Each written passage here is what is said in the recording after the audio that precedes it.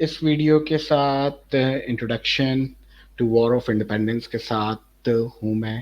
یہ basically video آپ کو بے تحاشا سپورٹ کرے گی آپ کے اسائنمنٹ میں وار آف انڈیپینڈنس کے ٹاپک کو سمجھنے میں اور وار آف انڈیپینڈنس کے اسائنمنٹ کو بنانے میں. وار آف انڈیپینڈنس جس کو آپ جنگ آزادی 1857 کہتے ہیں، اس کی ایک ہسٹری ہے اور ایک مکمل بیک گراؤنڈ ہے جس کو سمجھنے کے ساتھ ہی آپ کو وار آف انڈیپینڈنس سمجھ میں آئے گی. کہانی کچھ اس طریقے سے ہے کہ ایک کمپنی تھی جس کا نام تھا ایسٹ انڈیا کمپنی. یہ ایسٹ انڈیا کمپنی جو بنی تھی، یہ تقریباً 15th سینچری کا جب اینڈ ہو رہا تھا، 16th سینچری کا آغاز تھا، اس وقت بنی تھی. اس وقت اس بر صغیر پاک و ہند کے اوپر جو حکومت چلتی تھی وہ چلتی تھی مغلوں کی، اور مغل کا جو سب سے پہلا بادشاہ تھا وہ رول آؤٹ کر رہا تھا بابر. بابر کے بعد گریٹ اکبر آیا، پھر ہمایوں آیا، پھر مختلف بادشاہ آتے رہے، اور یہ بات 1857 تک آتی ہے. تو ایک جو کمپنی باقاعدہ طور پہ اس وقت کے کنگ سے اجازت نامہ لے کے ایک کمپنی اوپن ہوتی ہے، اس کا نام ایسٹ انڈیا کمپنی ہوتا ہے، جو کہ 1857 سے 300 سال پہلے یہاں پہ بر صغیر آنا شروع ہوتی ہے.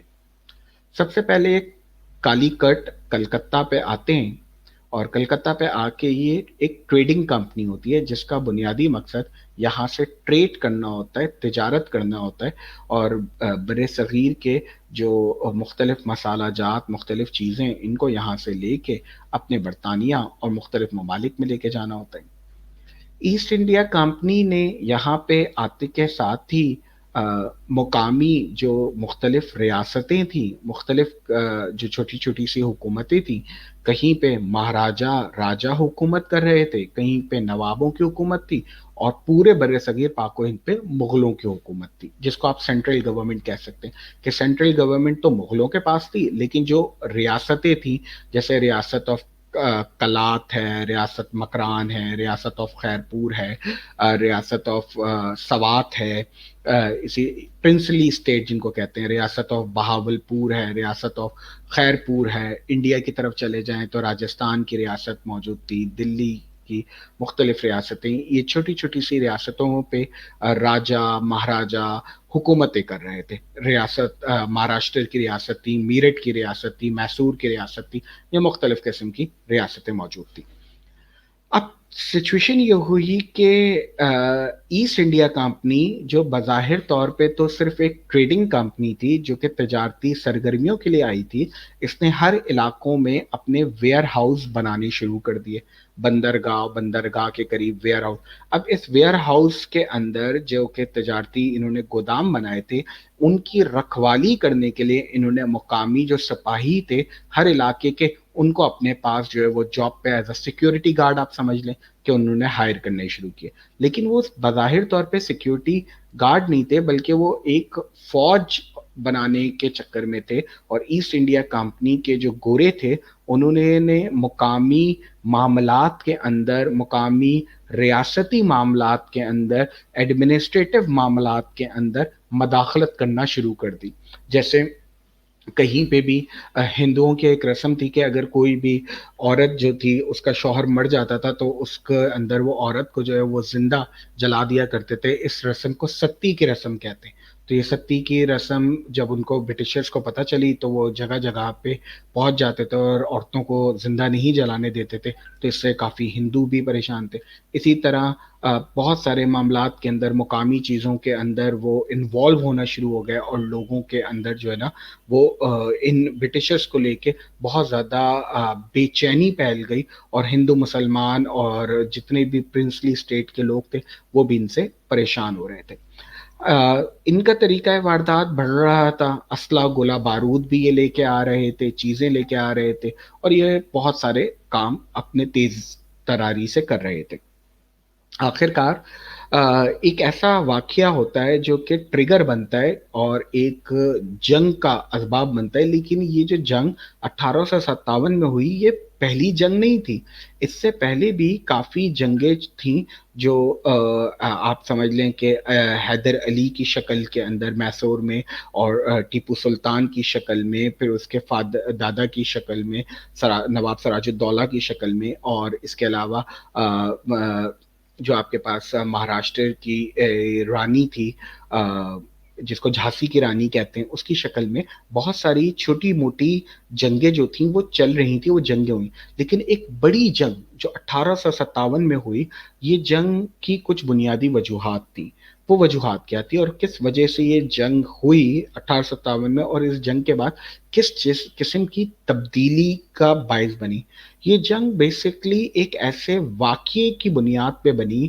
واقعہ کچھ اس طریقے سے تھا کہ جو اسلحہ گولہ بارود تھا اس وقت، جو اس ٹائم کی رائفلز آتی تھی، اس کے اندر جو کارتوس ڈلتا تھا، وہ کارتوس جو ہوتا تھا اس کے کو سیکیور کرنے کے لیے کہ وہ کہیں خراب نہ ہو جائے، اس کی لائف کو بڑھانے کے لیے اس کارتوس کے جو کیپ ہوتی تھی بیک پہ، اس کے اوپر چربی لگائی جاتی تھی۔ اب وہ چربی دو جانوروں کی ہوتی تھی، ایک جانور ہوتا تھا جس کو سور کہتے ہیں، اور ایک جانور ہوتا تھا گائے۔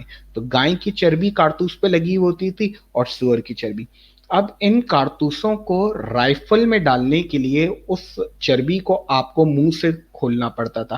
تو جب آپ چربی ہٹاتے تھے اور کارتوس کو کھولتے تھے تو جو گائے کی چربی ہے وہ انہی جو مقامی طور پہ بھرتی انہوں نے گارڈز کیے تھے ان کے منہ میں جاتی تھی۔ اب وہ جو گارڈز تھے یا تو وہ ہندو تھے یا تو وہ مسلمان تھے۔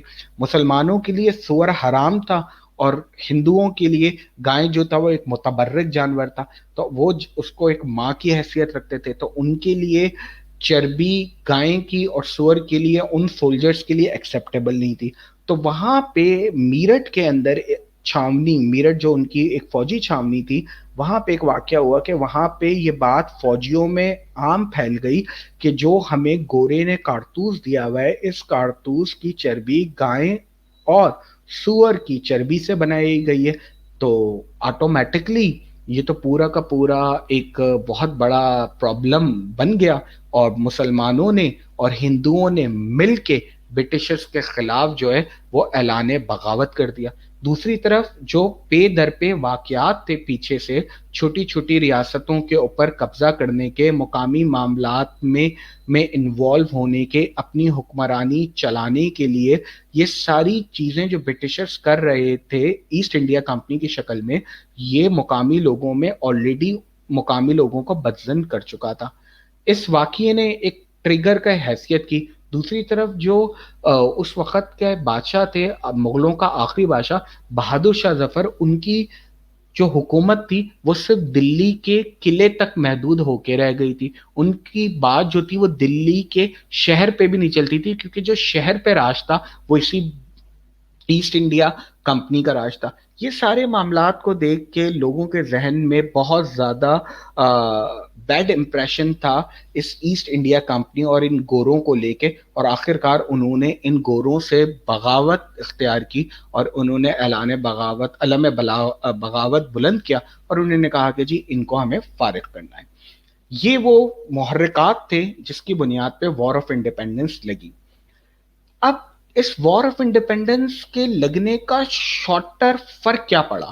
شارٹسٹ فرق یہ پڑا کہ جب 1857 کی جنگ آزادی لگی تو مسلمان اور ہندو جو تھے وہ اتنے چلاک تھے، نہ وہ اتنے ٹرین تھے کہ وہ برٹشرز جو کہ اس سے پہلے کئی میلوں کا سفر طے کر کے آئے تھے اور کئی ممالک سے وہ جنگیں کر کے آئے ہوئے تھے، تو وہ جنگی حکمت عملی میں ان مقامی لوگوں سے کئی گنا زیادہ مضبوط، طاقتور تھے، اور دماغ بھی ان کے پاس زیادہ تھا۔ تو آٹومیٹکلی انہوں نے اپنی چالاکیوں سے، اپنی سیاسی چالاکیوں سے اور اپنی جنگی تدابیر سے اور ترکیبوں سے اس مقامی لوگوں کو اس جنگ کے اندر شکست دے دی۔ بہادر شاہ ظفر جو کہ آخری مغل بادشاہ تھے، ان کو قید کیا گیا، اور ان کو قید کر کے جو ہے وہ رنگون بھجوا دیے گئے۔ رنگون یعنی کہ برما جس کو آپ کہتے ہیں۔ क्लियर उधर जिसका मौजूदा नाम म्यांमार है, मैं वहाँ पे भिजवा दिया गया और वहाँ पे वो कैद हो गए। आज भी अगर आप यूट्यूब पे जाके सर्च करेंगे तो बहादुर शाह जफर के पड़ पोते, उनके चौथे पांचवी जो नस्ल है, उसकी आपको वीडियोस मिलेंगी कि वो आज भी बर्मा के छोटे छोटे से कैंपों के अंदर जिंदगियां गुजार रहे हैं और बड़ी कसम पुर्सी की हालत में, बड़ी गुर्बत के आलम में वो रह रहे हैं। वो पूरा एक खानदान था बहादुर शाह जफर के आखिरी बादशाह का, उनको उनके अपने बच्चों के साथ उठा के बर्मा जो है वो इन गोरों ने जो है ना वो बेदखल करके उनको वहां पे जलावतन कर दिया था और वो जलावतनी की जिंदगी गुजारते हुए वहीं पे इंतकाल फरमा गए। अच्छा, एक फर्क मैं आपको बता देता हूँ। 400 साल से जो एंट्री थी वो ईस्ट इंडिया कंपनी की थी। ईस्ट इंडिया कंपनी में चंद ब्रिटिशर्स थे जो कि उस कंपनी को रन कर रहे थे। जब ये सारी बगावत हुई और ये सारे मामलात हुए तो उसके बाद का सबसे पहला चेंज ये आया कि अब जो इंडिया पाकिस्तान था ये ईस्ट इंडिया कंपनी से लेके ब्रिटिशर्स की हुकूमत के पास चला गया था। यानी कि उस टाइम पे लंदन में जो हुकूमत चलती थी वो क्वीन विक्टोरिया की चलती थी। तो ये ईस्ट इंडिया कंपनी का खात्मा हो गया और क्वीन विक्टोरिया यानी कि हम बरसगीर पाक व हिंद के लोग अब किसी कंपनी के मोहताज नहीं थे, बल्कि अब हम डायरेक्ट मलका बरतानिया के कंट्रोल में आ गए थे और मलका बरतानिया ने हमें अपनी कॉलोनी करार दे दिया था। उस कॉलोनी के आगे फायदे ये हुए कि हमें कॉन्स्टिट्यूशन मिला, हमें जो है वो राइट्स मिले, हमारे पास रेलवे बना, हमारी डिफरेंट चीज़ें इस बरसगीर पाक व हिंद में बनी, क्योंकि हम जो है वो अब ब्रिटिश कॉलोनी के अंदर आ गए थे और ब्रिटिशर्स के अंडर आ गए थे। बिफोर दैट 1857 से पहले हम ब्रिटिशर्स के अंडर नहीं थे, हम एक कंपनी थी। उस कंपनी की हरकतें जो थी ईस्ट इंडिया कंपनी, उस कंपनी के जितने बोर्ड ऑफ डायरेक्टर्स थे वो जरूर ब्रिटिशर थे, लेकिन उसमें ब्रिटिश गवर्नमेंट इन्वॉल्व नहीं थी। लेकिन अब जो था वो हम डायरेक्टली ब्रिटिश गवर्नमेंट के अंडर में आ गए और मलक्वीन के अंडर में आ गए। तो हमारी करेंसी जो थी उसके ऊपर क्वीन विक्टोरिया का नाम आने लगा और हर जगह के ऊपर हम क्वीन के अंडर चले गए। अच्छा जी, इसके बाद चीजें आगे की तरफ चली तो बहादुर शाह जफर को किंग से आउट कर दिया गया। देन उसके बाद बखत खान जो थे वो कमांडर इन चीफ बने after Mirza Mughal the son of Bahadur Shah. लेकिन ये सारी चीजें किसी काम की नहीं थी। लेकिन बस इस सारे काम के बाद ये हुआ कि 1206 से जो यहाँ पे मुसलमान बादशाहों की हुकूमत थी, क्योंकि सबसे पहले कुतुबुद्दीन ऐबक आए, फिर तुगलक आए, फिर लोदी आए, फिर खिलजी आए, फिर सदात आए और आखिर में मुगल आए। ये मुख्तलिफ ख़ानदान है जिसने इस बर सग़ीर के ऊपर, इस दिल्ली पे जो है वो हुकूमत की है। आखिरकार ये सारा टाइम गुजर गया और 1857 के बाद हम यहाँ पे जो है वो ब्रिटिशर का राज आ गया और हम ब्रिटिश सरकार यानी कि लंदन की सरकार के अंडर आ गए और क्वीन के अंडर आ गए। ये वॉर ऑफ इंडिपेंडेंस थी। अब विक्ट्री जो मिली वो डेफिनेटली उनको मिली, लेकिन ब्रिटिशर्स को हमेशा अपने जहन में एक चीज़ की प्रॉब्लम रही, क्योंकि उन्होंने इक़्तिदार जो था वो मुसलमानों के आखिरी बादशाह से छीना था। तो उनका जो ट्रस्ट लेवल था वो मुसलमानों की तरफ अच्छा नहीं था। और 800 साल से जो लोग यहाँ पे हुकूमत नहीं कर पा रहे थे वो हिंदू थे। तो ऑटोमेटिकली ब्रिटिशर्स ने अपनी दोस्ती का पहला हाथ जो बढ़ाया वो हिंदुओं की तरफ बढ़ाया और वो हिंदुओं को अपने साथ मिला लिया और मुसलमानों को मुकम्मल दीवार के साथ लगा दिया गया। मुसलमान पहले ही जो था वो ब्रिटिशर्स के आने को बहादुर शाह जफर के साथ, उनके साथ रखे जाने वाले नारवा सलूक पे अंग्रेज़ों के साथ बददिल हुआ था, बदजहन हुआ था। तो उसने मुकम्मल तौर पे नॉन कोऑपरेटिव साल की तरह किया। यही वो टाइम था जब सर सैयद अहमद ख़ान ने बाकायदा तौर पे अपनी तहरीकों से, तहरीरों से रिसाले निकाल निकाल के मुसलमानों को जो है वो अंग्रेज़ के करीब लाने की कोशिश की और उन्होंने मुसलमानों को अंग्रेज़ी तालीम हासिल करने की बार बार चीज़ें की। लेकिन ये सारी चीज़ें लेटर ऑन है, 1857 के बाद है। लेकिन 1857 का जो गदर थी वो एक ऐसी जंग थी जिसके अंदर हजारों لوگوں کی جانیں چلی گئی تھی اس جنگ کے اندر، اور برٹشرز نے اپنے جو جھنڈا تھا وہ دہلی کے قلعے کے اوپر کر دیا تھا، اور یہ وہ ٹائم تھا جب پورے کے پورے بر صغیر پاک و ہند میں، یعنی کہ ڈھاکہ سے لے کے آپ پشاور سمجھ لیں، اس پورے ریجن کے اوپر جو ہے وہ برٹش سرکار کی جو حکومت تھی وہ قائم ہو گئی تھی 1857 کی جنگ آزادی کے خاتمے کے بعد اینڈ پہ۔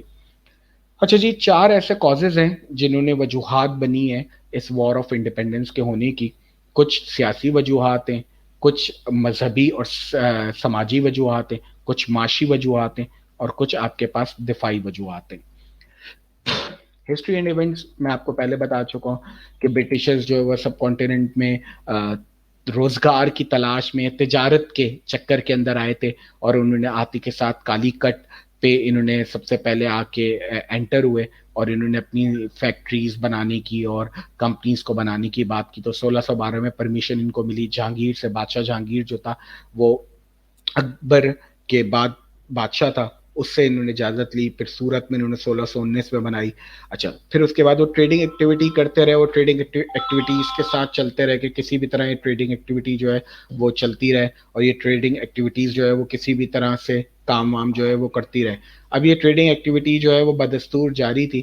آخر کار بامبے میں 1683 آتا ہے جب یہ ٹریڈنگ ایکٹیویٹی مزید کنٹینیو ہوتی ہے، مدراس کے اندر کرتے ہیں، کیلکٹا میں کرتے ہیں، لیکن یہ ڈیٹس اتنی امپورٹنٹ نہیں ہے۔ ڈیٹس اگر امپورٹنٹ تھی تو وہ صرف یہی والی تھی جو میں آلریڈی آپ کو بتا چکا ہوں۔ اچھا جی، فردر بات کر لیتے ہیں جی۔ ڈفرینٹ وارز ہوئی، ڈفرینٹ وارز کے اندر ڈفرینٹ چیزیں چلتی رہیں۔ تو آپ کے پاس جو ہے وہ اپنا کیا نام ہے، ان 1577 جو ہے وہ ڈفرینٹ وار ہوئی، اور ڈفرینٹ وارز کے اندر جو ہے وہ کام ہوتا رہا۔ 1757 E I C forces defeated Mughal forces in Bengal in the battle of Plassey, ایک بہت مشہور بیٹل تھی، کیونکہ میں نے آپ کو بتایا نا کہ 1857 سے پہلے کی بھی چھوٹی چھوٹی ریاستوں نے جنگیں لڑی ہیں۔ میسور ریاست نے جنگ لڑی تھی اپنے آپ کو بچانے کے لیے۔ یہ وہی میسور ریاست تھی جہاں کی جنگ کے اندر جو ہے وہ آپ حیدر علی اور ٹیپو سلطان جیسے بڑے لوگوں کا آپ نام سنتے، جنہوں نے باقاعدہ طور پہ سب سے پہلے جنگ لڑی ان برٹشرز کے خلاف، اور ان کو کہا ایسٹ انڈیا کمپنی کے خلاف کہ آپ جو ہیں وہ اس کنٹری میں نہیں رہ سکتے۔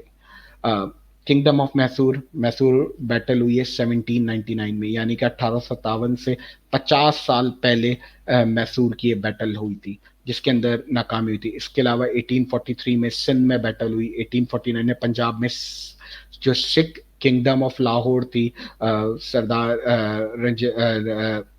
سردار رجندر سنگھ ان کی پوری کمیونٹی نے مل کے جو ہے وہ اس انگریزوں کے خلاف بیٹل لڑی۔ اب آپ ترتیب سے دیکھے ہیں تو بیٹل آف پلاسی ہو چکی ہے، بیٹل آف میسور ہو چکی ہے، سندھ کی بیٹل ہے، پنجاب بیٹل ہے۔ یہ چار بیٹلز کے بعد جو فائنل بیٹل ہوئی، جو فائنل کاؤنٹ ڈاؤن ہوا، وہ میرٹ وار ہے، جس کو آپ 1857 کہتے ہیں۔ یہ پچھلی ساری وار سے بڑی وار تھی، اس کا میگنیٹیوڈ بڑا تھا، اس کے اندر ہندو مسلمانوں نے مل کے کام کیا تھا اور برٹشرز کے خلاف کیا تھا۔ یہ وار جو میرٹھ سے نکلی ہے بڑھتے ہوئے دہلی میں بھی پہنچی، کانپور میں پہنچی، لکھنؤ میں بھی، اور جھانسی بہار میں بھی پہنچی، لیکن ان ساری وار کے اندر جو ہے وہ ناکامی کا سامنا کرنا پڑا، اور یہ جنگ جو تھی مکمل طور پہ ہار گئے۔ اس جنگ کے فوراً بعد جو ہے وہ برٹشرز کی حکومت یہاں پہ قائم ہو گئی۔ آپ اس وار کے ایریاز دیکھ رہے ہیں، کیلکٹا بھی نظر آ رہا ہے، جھانسی بھی نظر آ رہا ہے، کانپور، دہلی اور میرٹھ بھی۔ یہ وارز کی کچھ امیجنیشنز ہیں، جو پکچرز ہیں۔ افیکٹس اینڈ کنکلوژن کی بات کرتے ہیں۔ سب سے پہلے کیا ہوا کہ اس وار کے نتیجے میں لاکھوں کے قریب برصغیر کے مسلمانوں اور ہندوؤں کو برٹشرز نے مار دیا۔ سیکنڈ، اس کا افیکٹ یہ نکلا کہ پورا کا پورا ملک جو تھا وہ وائس رائے کے انڈر آ گیا تھا۔ وائس رائے جو ہوتا تھا وہ بیسکلی ملکہ کا یا جو بھی بادشاہ انگلینڈ میں حکومت کرتا تھا، گریٹ بریٹن پہ حکومت کرتا تھا، اس کا نمائندہ ہوتا تھا، اس کا فوکل پرسن ہوتا تھا، اور وہ جس شخص کو چاہے وائس رائے بنا کے اپنی اس کالونی پہ بھیج سکتا تھا۔ تو اس پوری برصغیر پاک و ہند کے اوپر کنٹرول جو تھا وہ ملکہ کا چلتا تھا، اور اس ملکہ کا جو نمائندہ ہوتا تھا وہ وائس رائے کہلاتا تھا۔ تو وار آف انڈیپینڈنس کا آفٹر افیکٹ یہ پڑا کہ بادشاہت ختم ہو گئی اور وائس رائے شپ جو ہے وہ اسٹارٹ ہو گئی۔ मुसलमान जो थे उनका खुद का भी ट्रस्ट नहीं था गोरों के ऊपर, और गोरों का भी बड़ा मिसट्रस्ट था मुसलमानों के साथ। तो मुसलमान पहले ही बैकवर्ड थे, और वो इस ब्रिटिशर्स के आने के बाद मजीद बैकवर्ड का शिकार हो गए, और वो तालीम भी हासिल नहीं कर पाए, और कई साल उनको लगे अपने आप को वापस बहाल करने में और अपने आप को नॉर्मलाइज करने में, और वो काफ़ी पीछे की तरफ चले गए। लेकिन इसके मुकाबले पे हिंदू और सिख ने सबसे पहले अंग्रेज़ी को ज़रिए तालीम अपना बनाया, और बहुत तेज़ी से अंग्रेज़ों की कुर्बत हासिल की, और अंग्रेज़ों के करीब अपने आप को करते रह गए, ताकि मुसलमान तो जितनी इंपॉर्टेंट पोस्ट होती थी उसके अंदर हिंदू आना शुरू हो गए, और हिंदू जो है वो मुसलमानों से आगे निकल गए इस शुरू के 30-40 साल के दौर के अंदर। यानी कि 1857 से 1900 के जो दौर है, इसके अंदर आपको सिर्फ और सिर्फ एक स्ट्रांग दोस्ती में नजर आएगा हिंदू प्लस आपका Britishers. After war Indians are not allowed to have their own weapon. इसके फौरन बाद जो है पाबंदी लगा दी गई थी, क्योंकि ब्रिटिशर्स को डर था कि मुसलमान या हिंदू मिलके कभी दोबारा रिवोल्ट ना कर लें, यानी कि कोई बगावत जो है वो दोबारा बुलंद ना कर दें। तो हथियारों को अपने लिए रखने पे, पर्सनल हथियार को रखने पे तमाम के तमाम आम लोगों के ऊपर पाबंदी लगा दी गई थी, और the control of the British in India was now unchallenged. और जो कानून मलका बरतानिया बनाया करती थी, वो कानून जो था उसको किसी भी जगह पे जो है वो चैलेंज नहीं किया जा सकता था, उससे इनकार नहीं किया जा सकता था। जो भी उनकी कही हुई बात थी, जो भी उनका बनाया हुआ कानून था, वो बर सगीर पाक व हिंद के तमाम लोगों को मानना जरूरी था। अब सवाल ये आता है कि वो कौन सी वजूहात थी जिससे वॉर ऑफ इंडिपेंडेंस जो थी वो फेलियर का शिकार हो गई, यानी कि वो चल ही नहीं पाई। उसके अंदर जो चीज़ें थी वो क्यों नहीं हो पाया, क्या ऐसा रीज़न था जिसकी वजह से मसाइल सामने आए। सबसे पहले तो इत्तेहाद ही नहीं था, यानी कि एक इमरजेंसी में तो आपने मुसलमानों और हिंदुओं को एक साथ जंग लड़ने मजबूर किया, लेकिन कोई स्ट्रॉन्ग बाउंड्रीज नहीं थी। दोनों का कल्चर आपस में फर्क रखता था, दोनों के ऑब्जेक्टिव्स अलग थे। तो वो एक मीरठ का जो वाकया था कारतूस वाला, वो एक रिएक्शनरी वाकया था, लेकिन इसके अलावा इस वाकये में कोई डेप्थ नहीं थी, इसीलिए लैक ऑफ यूनिटी थी। दोनों के मकासद जो थे वॉर लड़ने के अलग अलग थे। वो जो वॉर लड़ रहे थे वो एक अलग मकसद के तहत लड़ रहे थे। उनको पता था कि इस वॉर में शिकस्त तो होगी, लेकिन इस वॉर के बाद जो है वो ब्रिटिशर्स के ज़्यादा करीब हो जाएंगे, और उन्होंने उस चीज़ का ज़्यादा फ़ायदा उठाया। अच्छा, कोई प्रॉपर प्लान नहीं था, कोई लीडर नहीं था इनके पास। मुस्लिम्स के पास जो था वो यूनाइटेड थे, but Hindu Sikh do not want rule of Muslims once again. वो इसलिए भी नहीं चाहते थे कि मुसलमान जो है वो ये जंग जीत जाएं, क्योंकि अगर ये जीत जाएंगे तो जो 800 साल की मुसलमान बादशाहों की हुकूमत है वो एज इट इज़ दोबारा कंटिन्यू होगी, और उस एज इट इज़ कंटिन्यू में उनके ऊपर जो है वो दोबारा मुसलमान हुक्मरान बन जाएंगे, तो वो ये हुक्मरानी नहीं चाहते थे। तीसरी तरफ ना पेट्रियटिज्म था, और आखिर में मुस्लिम रिवोल्ट था कि आपके मुसलमान जो थे वो इटसेल्फ जो है वो रिवोल्ट करे थे। तो एंड पे जो बकरा बना पूरे वाकये के अंदर वो सिर्फ मुसलमान बना। हिंदू तो जो है वो एक कॉर्नर पकड़ते हुए निकल गया, और उसने बार बार ये कन्विंस करने की कोशिश की कि मुसलमान ने ही वॉर ऑफ इंडिपेंडेंस लगाई थी और इन्हीं के मसाइल थे, हमें तो आपसे कोई प्रॉब्लम या कोई एतराज नहीं था। तो ये वो पॉइंट्स थे जिनकी बुनियाद को अगर आप सुन लेते हैं प्रॉपरली, तो आपका ये वाला जो असाइनमेंट नंबर 2 है वो बहुत इजीली सॉल्व हो जाएगा। चलें जी, थैंक यू सो मच।